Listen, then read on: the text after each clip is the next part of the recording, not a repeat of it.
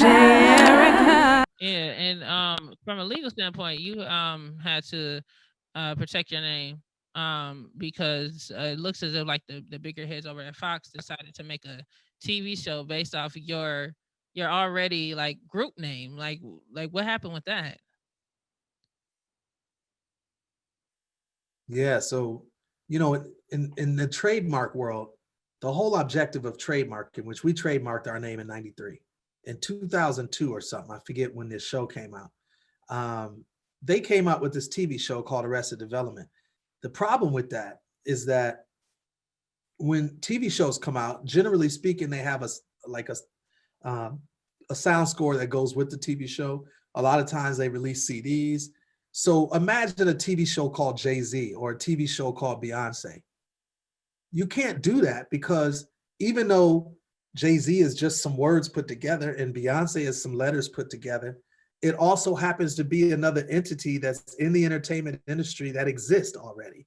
And so fans of Beyonce are going to rightfully think, oh, this TV show is about Beyonce. And if they find out it's about a white family somewhere in Texas or whatever, they're going to be surprised. Like, okay, there's this TV show called Beyonce. And that throws people off. And it also messes it up when you go to a record store, which there is no record stores anymore. But if you go to the streaming services or whatever, and there's this TV show called Beyonce that has an album out with music, and people are confused. That's what we were facing with Arrested Development. We had to sue because there's a history of groups that already did horribly without suing. Groups like Survivor, which is a rock group, groups like In Living Color, which is a rock group. They all had TV shows that came out, and people forgot about the group and totally remembered the TV shows. And that's what we didn't want to happen to us. And we ended up settling out of court for numerous reasons, but it was a tough situation. We definitely had to fight for it. And me in particular had to fight in court and try to fight for the name. Yeah, it definitely interfered, and then you also went to court to like split the name, the ownership of the name with Headliner, which is like one of also a founder member of the group too.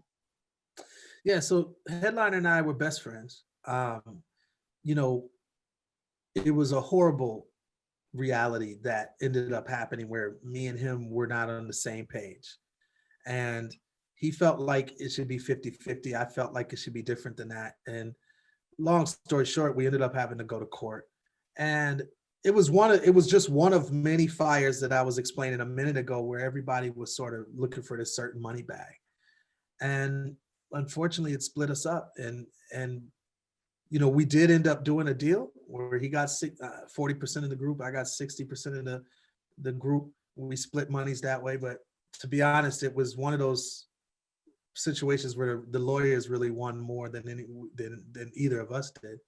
And also I'll say, I talk about a lot of this on new music I'm doing because we have an album out called Don't Fight Your Demons, but I'm working on another record now for Arrested Development, and I'm really going to dig deep into that subject matter. So I plan to talk a lot about that.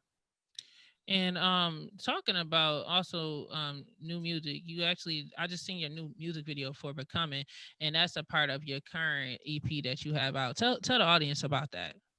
Yeah, we have a whole full album. It's called Don't Fight Your Demons. Becoming is our first single. It's produced by, the single is produced by Configure. He's a dude out of London, and it's written by me lyrically. It's a powerful song to me. Like, really, it's a story that I was inspired by when I went into jail to write music with the inmates, which I call residents. And there was a particular resident named Anthony who had a story about him being beaten as a child by a boyfriend of his mother. And he sort of goes into the streets to escape that abuse.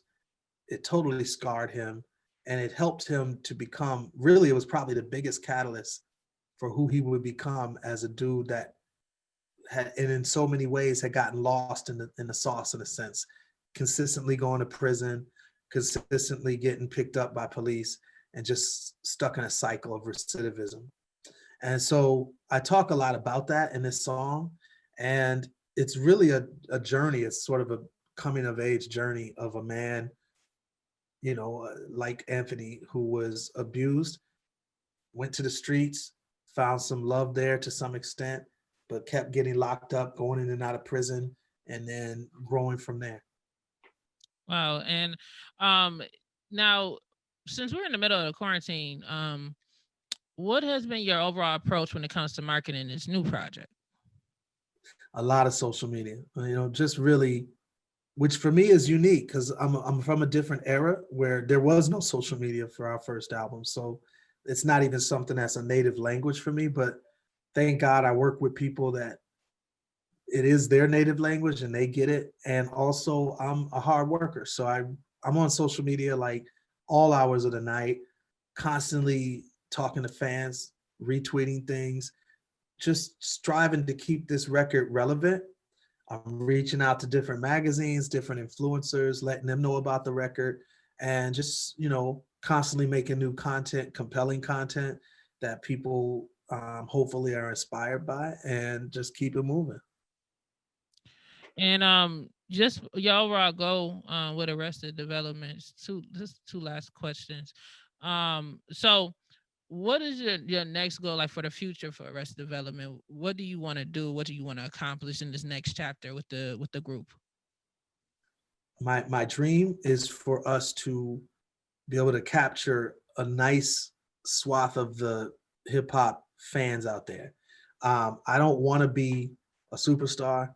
I don't want the group to be superstars. I want us to have a diehard cult following.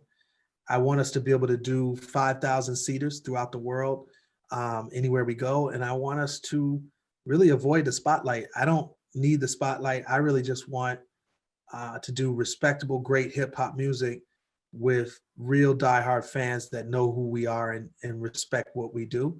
And I'm very happy. If I can do that for the next, 12, 15 years, you'd see a very happy speech. DJ Erica.